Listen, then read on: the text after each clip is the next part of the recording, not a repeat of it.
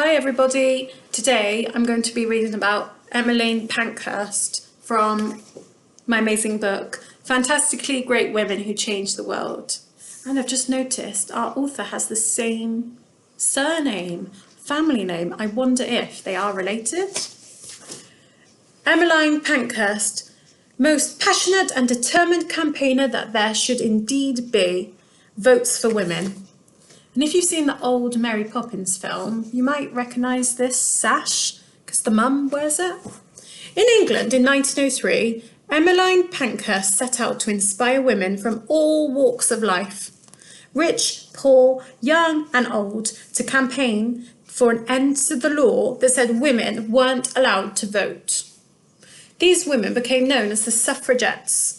With Mrs. Pankhurst as their leader, the suffragettes were determined to show those people who didn't think women had anything important to say about how the country should be run, that they were wrong. Very wrong, is one of her followers. Deeds, not words. Emmeline said that the only way to make people take the message seriously was to use deeds, that's like actions, not words, even if it meant getting in trouble with the police and sometimes being sent to prison. Votes for women? Never! Emmeline had a tough time persuading society that votes for women was a good idea. The idea shocked and even scared some people. If women get the vote, they might stop marrying. Preposterous! That means crazy. Women's brains are far too small to handle that. Here's some of the deeds that they did. Protesting with banners, disrupting political speeches, chaining themselves onto railings. No, I shall not move. Hooray!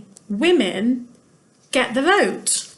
In 1918, 15 years later, the law was finally changed and some women over 30 were allowed to vote.